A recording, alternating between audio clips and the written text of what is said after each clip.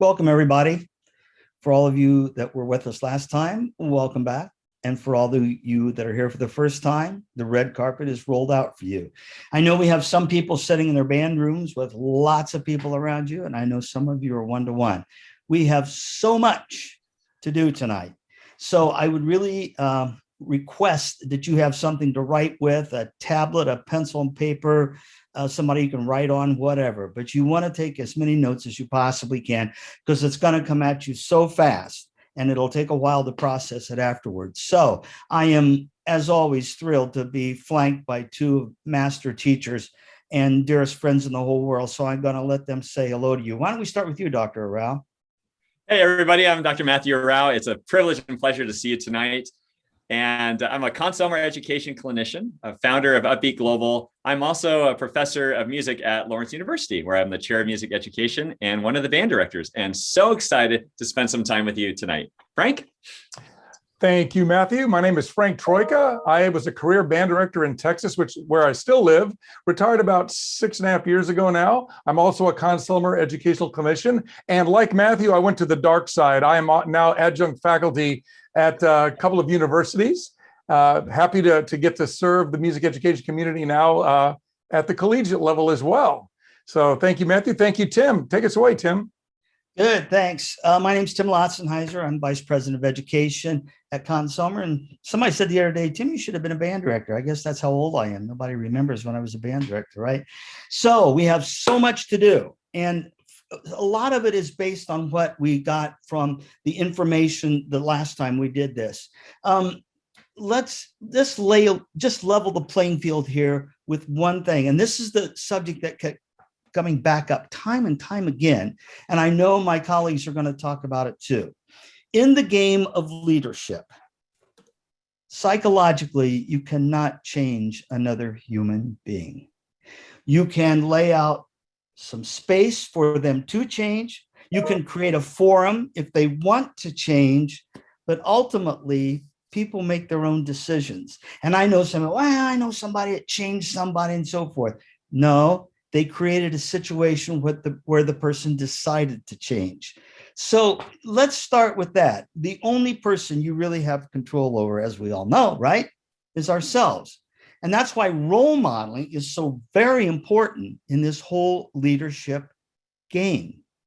It is for everybody, adults, everybody.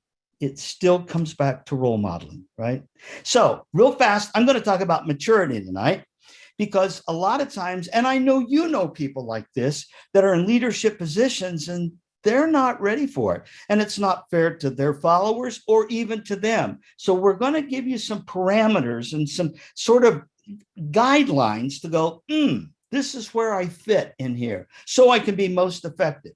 Maturity. Maturity is the ability to understand how your behavior impacts other people and to be responsible for it. Now, let's take a look at this. We all have people in band that talk, right? Now, do you think that person knows that they hold the group back by talking? I don't think so. They're just talking, right? So if the leader says, okay, I'm going to jabber a little bit too, the young people look at him and go, oh, that's what the standard is. You get it? So the ability to stand back and say, what I'm doing, how is it impacting other people? Because that is maturity. All right. My friend Frank's going to put up a chart here about the various levels of maturity. And the one we start out with is dependent. And now we're all dependent. And we start out our lives dependent with somebody's got to feed us and clothe us and put shelter over our heads and take care of us and show us how to do this and do that and get us to places, right? In your own band program, when those new people come in, they look around, they're dependent on you. How do I put this uniform on? What am I supposed to do? How early are we supposed to get here? What is the discipline like in the room? What is the atmosphere? And we can talk all we want about it, but they're watching the leaders. And that's going to determine what it is. They are dependent on you. Now, you never give up dependency in life. Come on, we're dependent on the government to have roads for us and supermarkets to have fresh produce and hospitals to be able to take care of us medically. So you never get rid of dependent. You just widen the scope to add second level. Are you ready? Independent. Oh, and this is the point in the life where you go, look, nobody's going to tell me what to wear.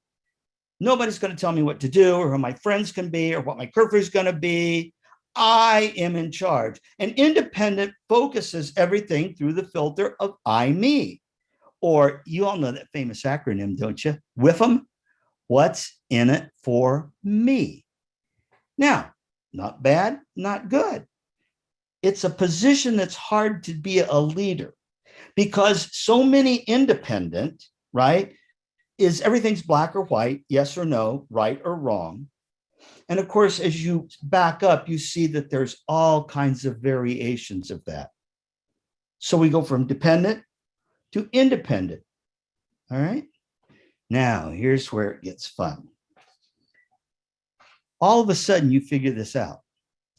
I'm in charge of me. I'll do what I want to do. Wait a minute. I'm running out of time, effort, and energy. I can't get it all done.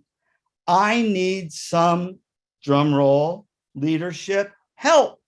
I've got to have some help. I've got to have some followers to help me, whether it's work in the library or the uniform room or straighten the chairs or whatever. I can't do this by myself. And we go to cooperation. Cooperate, more than one.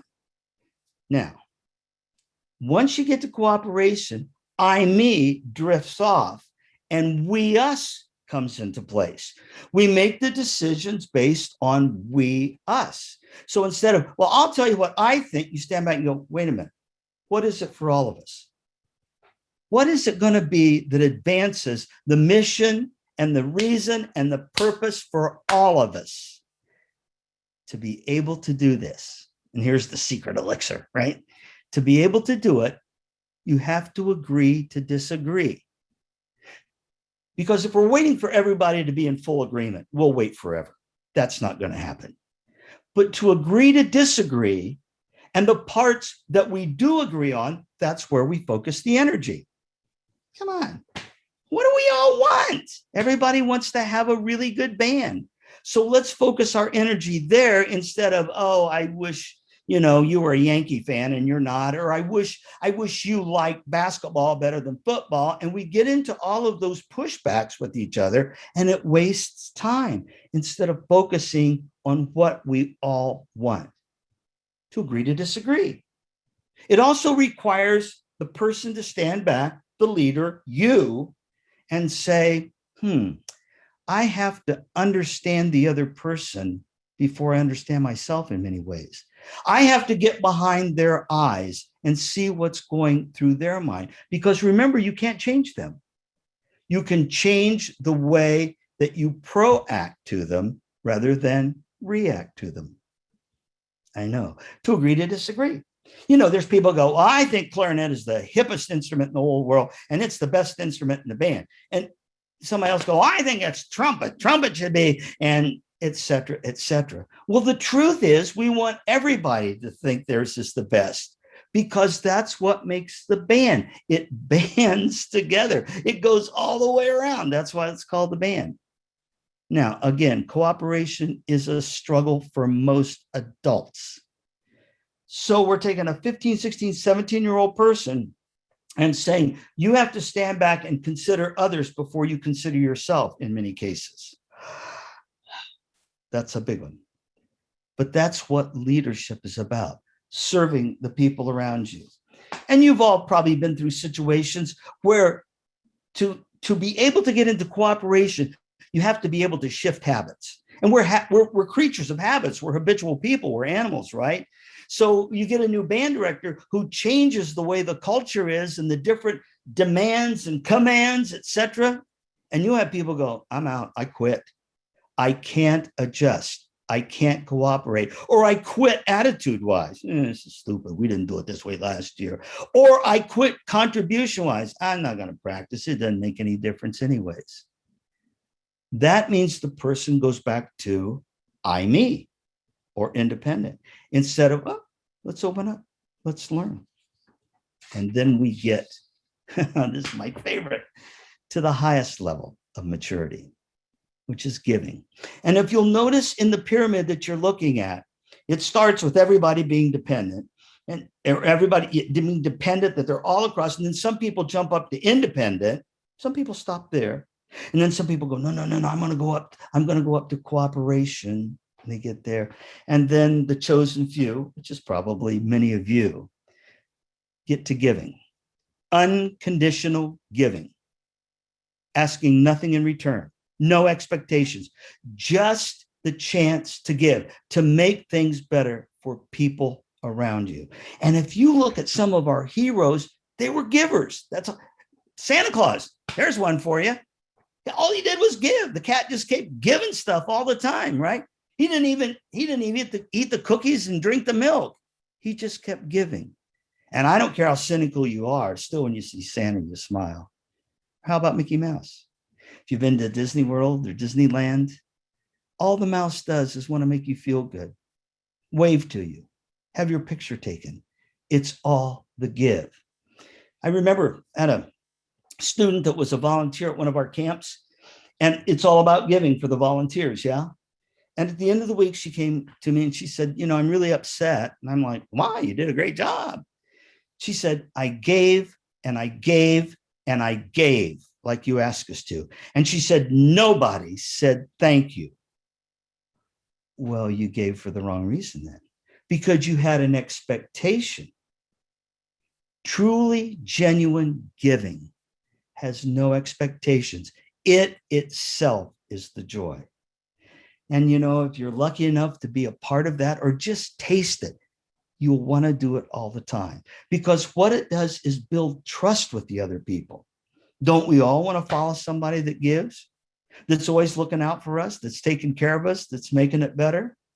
I don't think you have to go much further than your band directors to find that, because they'll give up their weekends, or you'll drive by the school on Sunday and their car is there, or they'll stay till 10 o'clock at night to work with some people to make things better, because it itself is the joy. And for leadership to have the opportunity to look around and say, I made things better, because the synergy that comes from that is so exciting. It's like that, you've all had it. You've all had that performance where it was magical. I don't care whether it's the marching band or you were sitting on stage in the concert band, and all of a sudden you went, oh my gosh, and you get the goosebump thing going. You're like, is this us? And you can feel the whole group lean into it. Oh, and they're done and everybody's high-fiving and I can't believe we've arrived. This is so good. We've got it. And that's on Saturday. And on Monday, you come back and do the same thing and it's not there, because people start to take the energy back to I, me, instead of giving it to we, us. Dependent, independent, cooperation, and giving. And for all the directors there, let's really work to get cooperation, because we're as strong as the weakest. It's the only place in school where all of us have to be in the same key at the same time, or it sounds like a mistake. Now, to all the directors, I'm going to invite you to jump into the breakout room with Frank and with me, and we're going to put Dr. Arau to work now. I hope you got all that stuff written down, and I'll be back and see you in a little bit. All right, let's make our move. Jump into that room, everybody. People that are here, you stay. Dr. Arau's coming to you. All right. Hey, everybody. Dr. Matthew Arau here, and I'm going to be sharing some words for about 15 minutes. We're going to take what Dr. Tim just shared, and we're going to integrate it, and I'll share some other ways that we can look at it. And we're going to start with taking a moment to visualize the kind of band you want to create. And I want you to think about it, right? Because we're in this planning phase. We're dreaming ahead to our marching season that's coming. We're band camp's coming in the summer. And what does that look like? What does that feel like to you? What does it taste like? What does it sound like? What are the feelings of the interactions amongst the students? What kind of culture do you want to create? What kind of season do you want to have? See, smell the grass on the football field or the feel of the AstroTurf underneath your feet. Think about the smell of the band uniforms, right? As we're thinking about marching band. And what goals do you have for yourself? What goals do you have for your section? And what are your big visions and goals for the entire band? This is a great opportunity to imagine what you want to create. And then think about, well, what role can you play in making your dream a reality? How can you take your dream and find the actions to make it come to life? And that's what we're going to talk about in these next 15 minutes. So you can make a big difference in your band. I want you to think about a phrase: be who you want the band to be. And that's a paraphrase of Mahatma Gandhi, who said, be the change you want to see in the world. And I want you to think about, be who you want the band to be. If you want your band to be more positive, guess what? It begins with you. Leadership comes from within, and it's a choice, it's a decision. We can choose our attitude. So if you want the band to be more positive, it's going to start with you. If you want the band to pursue excellence, that's going to begin with you. I love this quote from an NFL football coach, Tony Dungy. He said, a good leader gets people to follow him because they want to, not because he makes them. So how do we do that? And that's a lot about what Dr. Tim was just talking about. So what can you do as a student leader? Well, you can't change others. We just talked about that, right? You can't control others. So what can you control? It begins with yourself, right? And so write this down. What can you control? You can control your attitude. That's number one. You can control your attitude. Even when the times get tough, you choose your response. You choose your thoughts. You can choose your mindset, right? And you can role model, right? So that's the highest level of leadership, is role modeling. So how are we going to role model? I'm going to share a few things and jot a lot of these down. So you can be prepared, practice, learn your drill, improve your musicianship and your marching. Treat others the way you would like to be treated. Volunteer to help with enthusiasm. Go the extra mile to serve and support others. Show up early to help set up and stay afterwards to help clean up. By doing the right thing, here's how you can make some change. By doing the right thing, you can influence others. You can inspire others. You can encourage others. And you can be a leader that others aspire to be like. So while you can't change others, we can still influence others. And as Dr. Tim said, we create the space, we create the culture for others to want to make those decisions, to join with you, to move the band towards a world where we all can thrive together. And that's the exciting thing about being a student leader. Now, the thing is, you can do this with or without a title, can't you? Because being a role model is something that you can do from day one, right? Making the right choices, doing the right thing, working hard.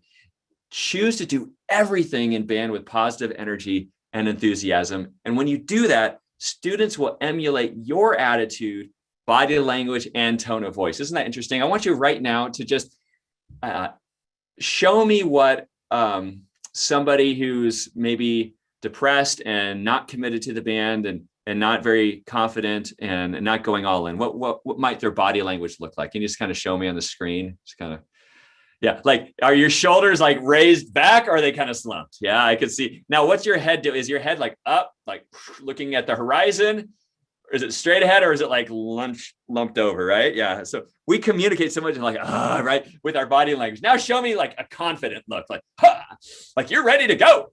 Yes. All right. So now you can show so much with, yeah. Jaden Bell right there. Love it. Okay. So you're projecting confidence. You're on my screen. Love it. All right. I got a trainee Parker on my screen too. Hey there. And I just love the smile. So we show so much with our body language. Isn't that powerful? And by the way, man, use your smiles, man. Your smiles glow. It's just fantastic. So we communicate. It's contagious. Like the two of you have already made me jazzed up. So fantastic.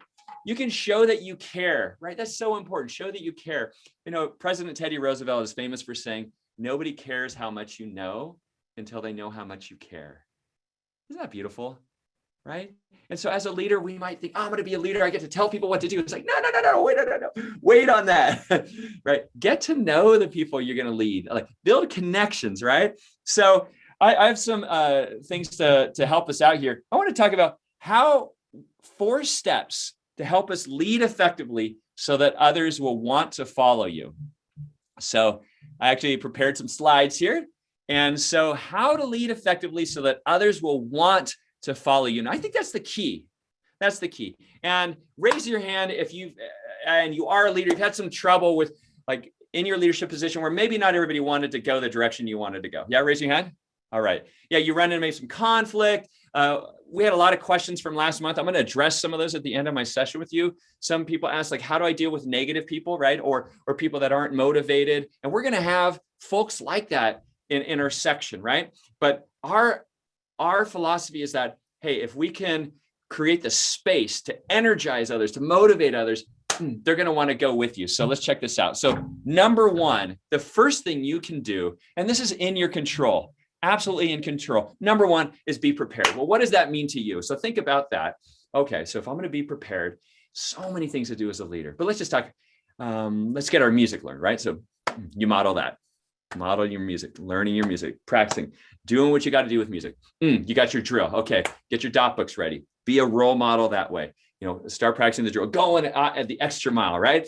And I know some of you have like yard lines in your backyard. You get your 8 to 5 out there just so you can like keep practicing. I know you do. And then, so also be prepared with organization. So if you're leading a sectional, plan ahead. Think about what you're going to do ahead of time. Have an outline and maybe even communicate with members of your section about areas that they want to work on, that they're struggling on. So you feel like you're building this relationship with them, but be prepared ahead of time. That's key. Okay. And that's something we can all do. And the more you spend on preparing, the more success you'll find. Number 2 is be a role model. Okay. So this is Dr. Tim was talking a lot about be a role model. And that's key to making a difference. So while we can't control others, we can't, make them make a choice, but we can model it. And in many ways, the group that we lead is a reflection of us. It's almost like looking in the mirror. Sometimes if like there's a challenge in the band or with your section or there's some negativity, start thinking about is that coming from me in some way? Is there something that I'm saying or the way I'm acting that's leading to that? So always start there. But being a leader is such a great responsibility. It's an honor, it's a privilege, but boy, are there new responsibilities once you're a leader, because now your actions are looked at an even higher level. So you got to be really careful with that. So you want to show excellence in marching and music and in color guard and in percussion, right? Your attitude is contagious. And I think you know this. And we think about what do we want to spread? Like you want to spread a negative attitude or a positive attitude. So we want to really try to move into that positive realm and focus on what's going well. I always say like what you focus on expands. What you focus on grows. Have you noticed that? Like you can like approach your day either focusing on everything that's going wrong, or you can start to focus with gratitude on the things that are going well. And all of a sudden it changes your whole mindset. In terms of role modeling, treat others with respect. So you have a section that treats each other well. Be patient, be caring, be kind, be encouraging. And I was thinking about the adage today of, how people say, do what I say, not as I do. Have you ever heard that one before? Do what I say, not as I do, right? A lot of people say that. And as leaders, we just need to say, do as I do, right? We just need to believe, do as I do, right? And our actions speak louder than words. So really, really key role modeling. Number 3, is to communicate effectively. And on this slide, you'll notice like so many different ways of communication, even on this one slide, right? The woman on the left, she's communicating, she's smiling, she's talking, and with her body language, but we also have the computer, we have the phone, because we know that today, we're not just communicating face-to-face, are we? We're communicating with messaging, social media, all those kinds of things. So we have to be aware of that. Now, let's talk about communication. So our posture, everybody kind of show me your marching band confident. Yeah, okay. I'm seeing some really good posture. By the way, when you just like sit or stand with good posture, you get so much more energy to your brain. In fact, you start to feel more confident. That's why we want the marching band to have that look, because that will give you confidence. So you can actually physically get your mind into a more confident state, which is really, really powerful. Your tone of language, are you showing energy, like, with your voice? You don't have to speak loudly, although there's sometimes you got to project your voice, and that's part of communication. But you want to speak with conviction, like passion, that you mean it. Eye contact, right? Really key.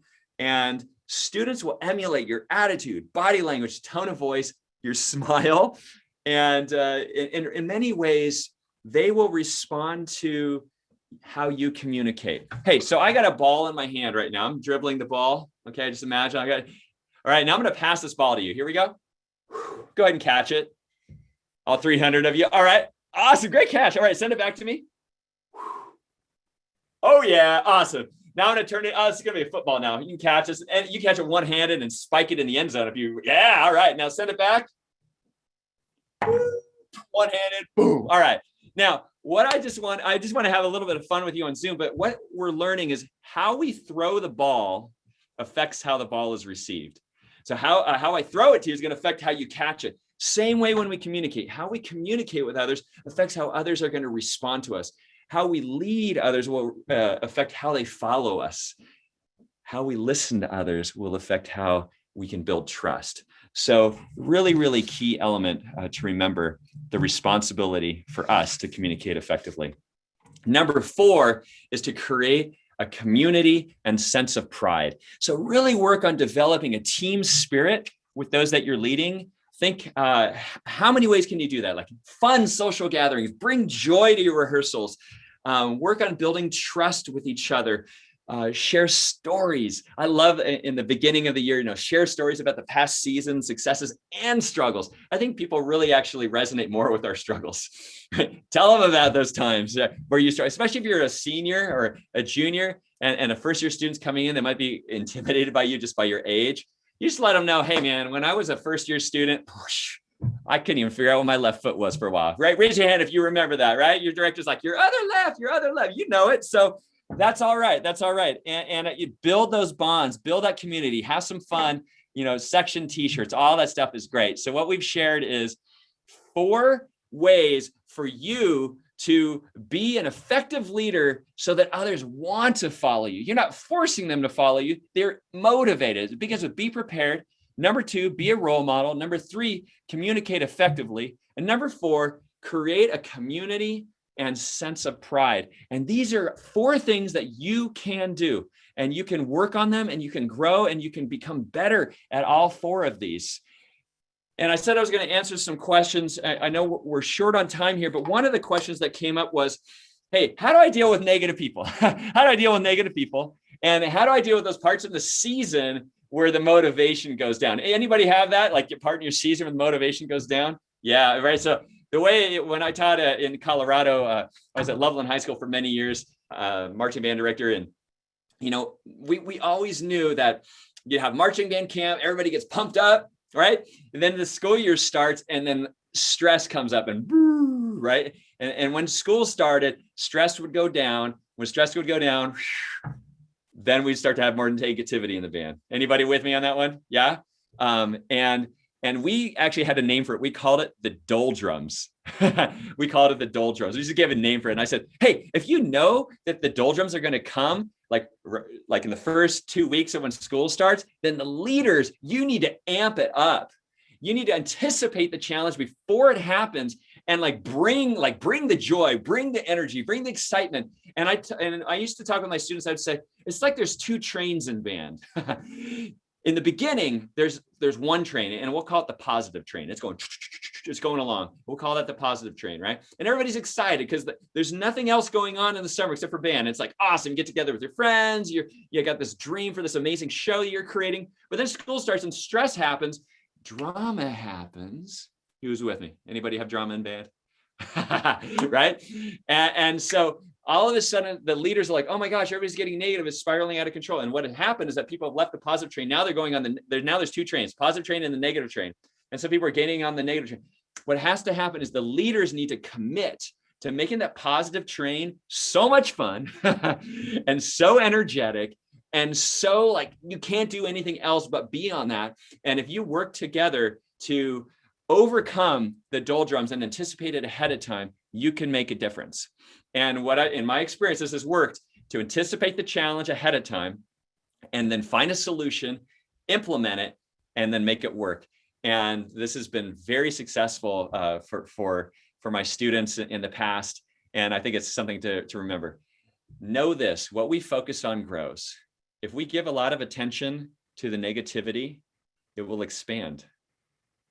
So focus on the good stuff and create more of the good stuff. Don't always like wait for people to create something fun or something joyful. You can be the catalyst. You can be the motivator. And that's something really, really exciting to think about. One other question that keeps coming up is, hey, how do I grow in confidence? And here's what I want to show you. To grow in confidence, you need to grow in competence. And to grow in competence, you got to go after it consistently and make the choice to do it. So it looks like this: choice, consistency, competence, building a new habit leads to confidence. Actually, make it look like a circle because it's really around and around and around, isn't it? Your confidence grows up, you make a more daring, courageous choice. You work on that consistently, you build a higher level of competence, your confidence grows up. So in order to grow in competence or grow in confidence, you got to grow up your competence. So that's how that works. And so I hope that's really, really helpful to all of you. And so, okay, it looks like we have Mr. Troyka back in the room, and it's been great sharing some time with all of you. I'm gonna just real quickly just share my contact info. If you have a question that I wasn't able to get to tonight, just matthew@upbeatglobal.com or Instagram upbeat.global and my website upbeatglobal.com. All right, and back over to Frank Troyka. Please welcome Frank. I hate this, Matthew. Like I get back into the room and instantly I hear you saying something. Okay, now what was that all about? So I got to go back and watch the video tonight. Awesome. So students, be forewarned, your directors are back in the room now, so watch yourselves. But before we launch into the final segment tonight, I have a surprise for those of you who are drum majors and who are student conductors. And rather than me tell you about it, I'm going to let a video do my talking for me.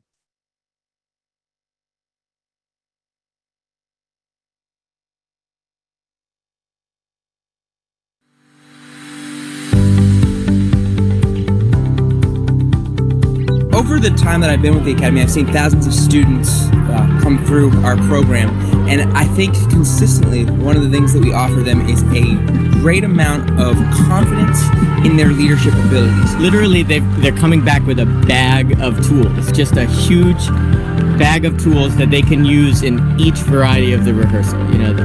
Better rehearsal management. They know how to talk to their peers in a very different kind of way. All the musical stuff, of course, that DMA takes care of with the conducting and the preparation. But even more than that, just they come back better character, better people, and just really truly prepared to be a successful leader. There's been so many lessons and seminars that we've gone through on leadership, how to properly conduct, how to properly teach, everything. Like, I feel like a 10 times better person than when I came in here. I was just looking through my notes from last year, and the star thought the band is my mirror. That definitely was what got me through last year, I think. People that I work with on staff are amongst my favorite people in the world, some of the greatest teachers and leaders I know. And getting to work with them, I feel like I learn as much as the students do every Sunday. They teach this awareness of how they are in front of a group, public speaking. The kids come back more confident, ready to speak. The kids come back with much stronger conducting technique. The kids come back with much stronger marching technique. But beyond the marching technique, they actually come back ready to teach the other kids how to get to that point with the marching technique. I learn something new every time I'm here. I go back to my band and they see me as a more mature drum major every single year. The parents have said that it's one of the experiences in their students' lives in 10th, 11th, 12th grade that really kind of shapes their path moving forward. It's a powerful experience.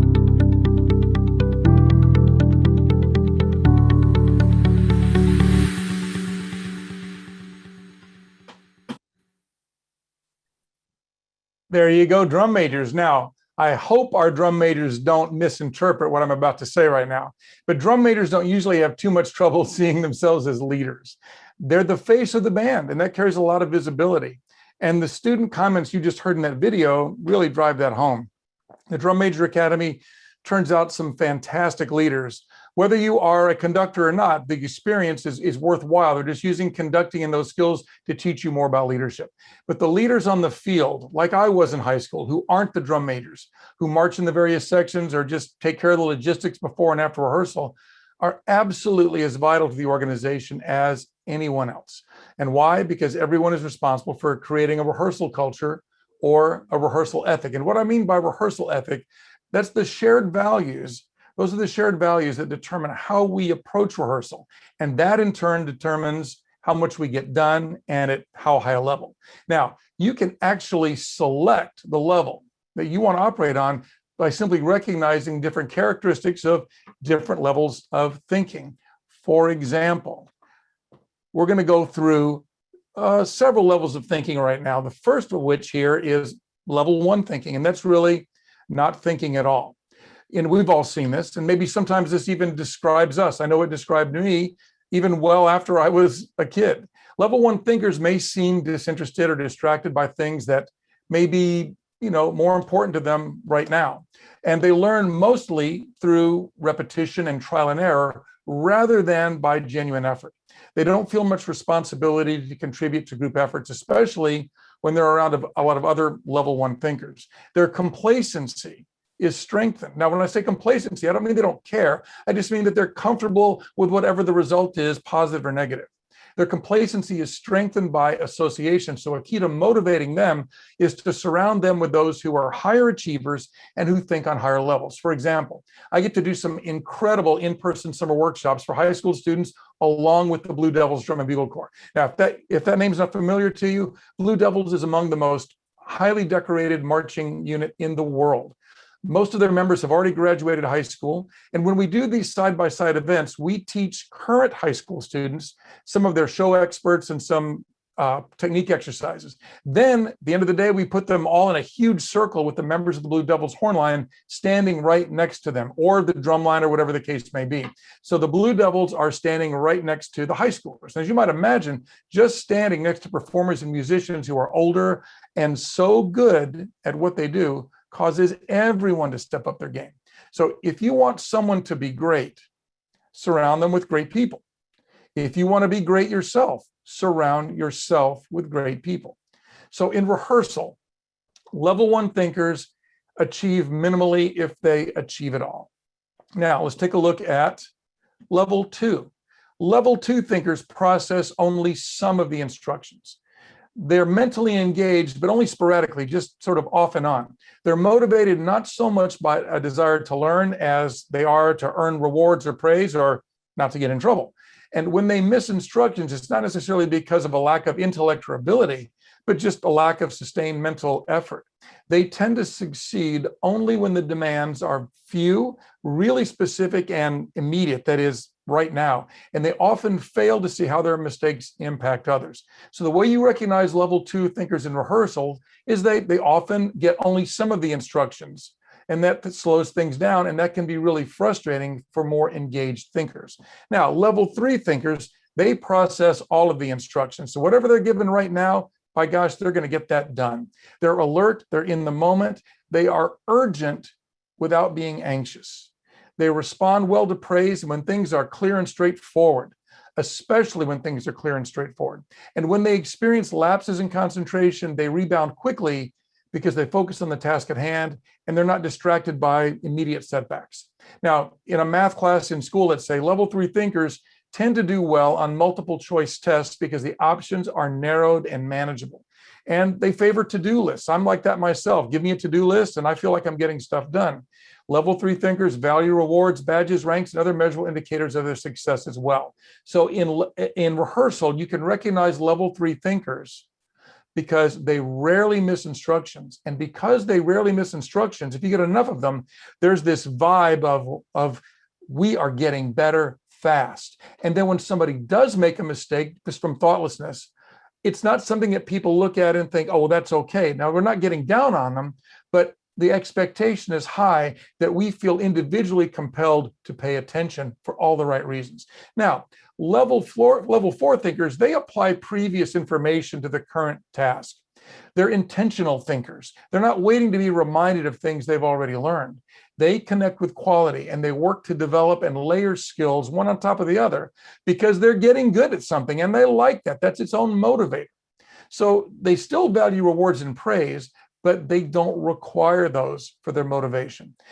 In rehearsal, level four thinkers intentionally apply things they've learned before to what they're doing right now without having to be reminded. And as you might expect, that's sort of an invisible process. It really is. Now, level five. Level five thinkers anticipate what is likely to happen next. So let's say you're sitting in a music rehearsal waiting to play. It shouldn't be a surprise that the next thing you'll do is bring your instrument up to playing position. And when you're on the practice field waiting for instructions, it's not a shocker when the drum major says set or return or stand by.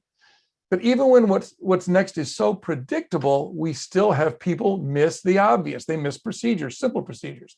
So level five thinkers anticipate what will be asked of them, and they don't wait to be told what they can figure out for themselves. They identify not only as an individual achiever, but they see their individual achievement tied to the achievement of the group. And that creates this sort of, it satisfies this tribal urge we all have to be some part of something bigger than just ourselves. Level five thinkers combine prior experience with new information and then anticipate what will come next. And here's the cool part. This engages decision-making. And that creates a feeling of ownership as well as partnership. Because when you figure out what's going to happen next, and it really does, that reinforces your own sense of, I got this.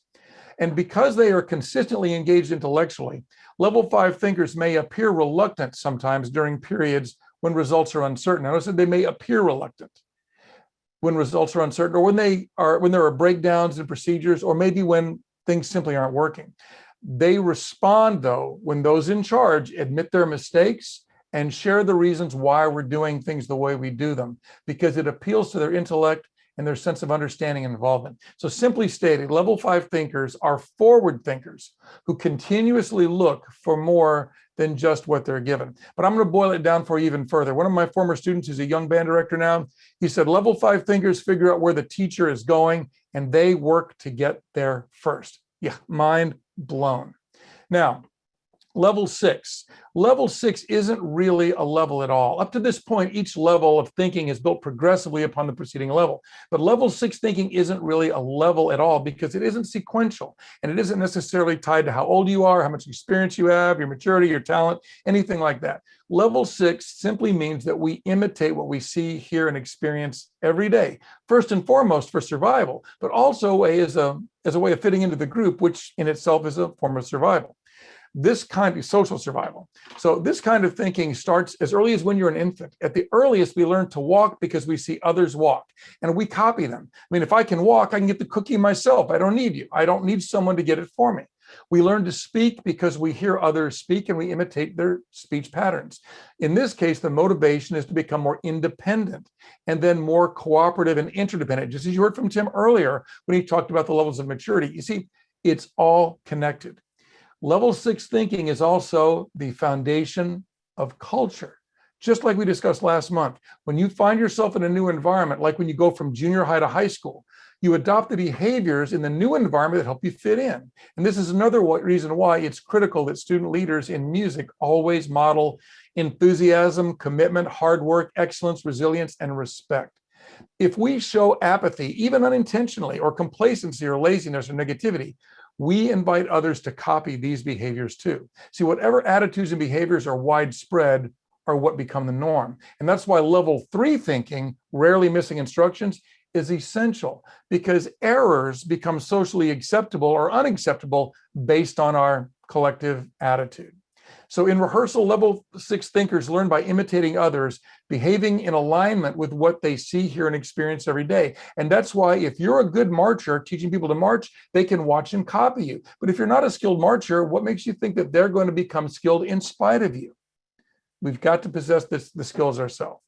Level seven. Now, level seven thinkers, they create ways of thinking that are new to the thinker. They may not be new to the world, but it's something they've never thought of before. They're creative, and in some way, they become their own teachers. Now, if you've ever helped someone with their homework and they were still struggling, so you had to try something new, maybe something you never even thought of until that moment, that's level 7 thinking. And like level 6, level 7 thinking isn't necessarily dependent on moving sequentially through the other levels. There may be flashes of inspiration and clarity when you experience a breakthrough or when you just finally get it. But simply put, level 7 thinkers aren't limited by what they've learned. They're innovators, they're game changers, they are influencers. In rehearsal, level 7 thinkers thrive on creativity and they thrive on change. And they're alert for ways to approach things differently. So, recognizing these levels of thinking isn't just about identifying those characteristics in others. It's mostly about recognizing what level you're on yourself, moment by moment in your rehearsal. Right now, in this presentation, what level of thinking are you on? Are you grasping most everything, or does your mind tend to wander like mine often does? And if you sense that you're sometimes slipping to level 2 in rehearsal, only processing some of the instructions, well, then you can consciously dial it up to level 3 and just really focus in on those instructions you're given in that moment. You can decide at any moment to apply something you learned before, and now you're a level 4 thinker. It's really that simple. So now the question is, what is the lowest level of thinking you can operate on and still be perceived as a strong, effective leader? The answer? It's not as high as you might think. It's level 3, because if you're not missing instructions, your peers perceive you to be consistent and reliable and in the game all the time. And because you rarely miss instructions, your example encourages others to rise to that level also. But by contrast, if you frequently make thoughtless errors, you actually give permission for others to make thoughtless mistakes too.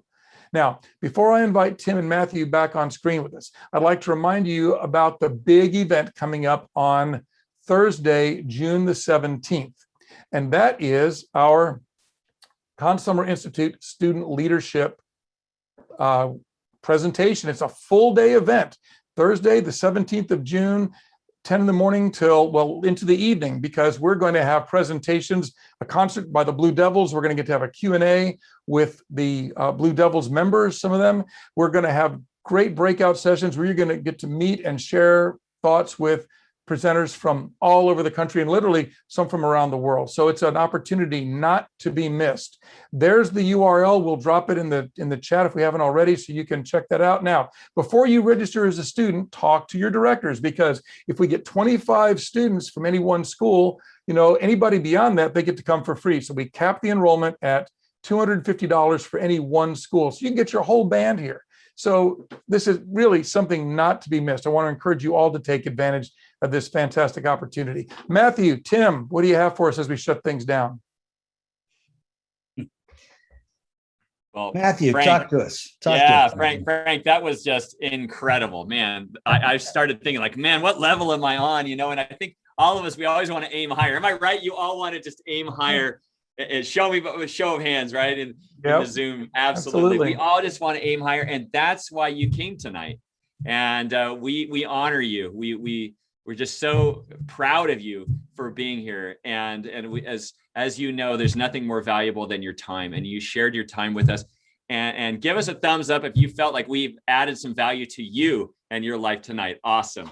That's what we want to be able to give. And that makes us feel really, really good. So we cannot wait to see you next month. We're going to be doing this again on June 9, and just look forward to keeping this community going. So we're just going to keep diving deeper level every time. So we'll see you there. Tim. Frank, let's go. Talk.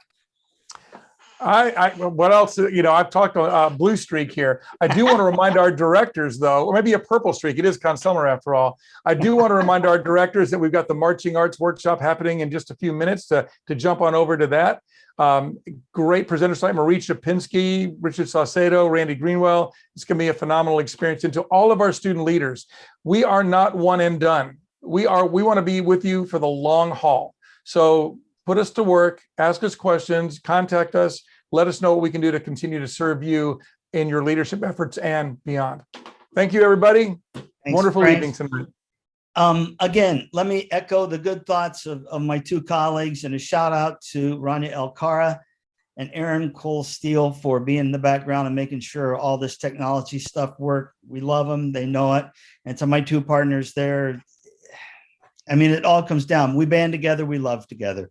And that's what it is. I want to give you just a little short story about leadership that I've seen at the highest level. And Frank, you mentioned the Blue Devils, which is an extraordinary group. I'd done a session for them several years ago, and they said, "Will you come out and watch rehearsal?" I went out to watch the rehearsal, and the drum major, who was phenomenal, I mean, talent gushing, and he had the look and all that sort of thing. And he was conducting, and I was watching a bunch of younger kids just kind of gather on the hill behind and be mesmerized by him. So they took a break, and he turned around and saw him, and everybody's going to get water. And he started to walk back to him, and I heard one of the kids go, "Uh-oh, we're in trouble."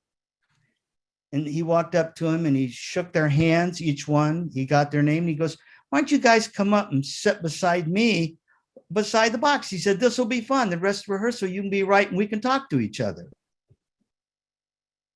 A gift. No expectations. He didn't need to do it. You know what that meant to those people? And what a role model he was for all of them. And to all the directors, you are extraordinary role models, or you wouldn't even be here tonight. And to each and every one of you, to give up this time in your life, it is the most important gift in the world. And you're investing in the most important thing in the world, your future. So we look forward to seeing you next time, and keep remembering, leadership's a verb. It means we have to do something, right? All right. Have a great evening. We'll see you next time. Thank you. Bye, everybody. Bye. Bye, everybody.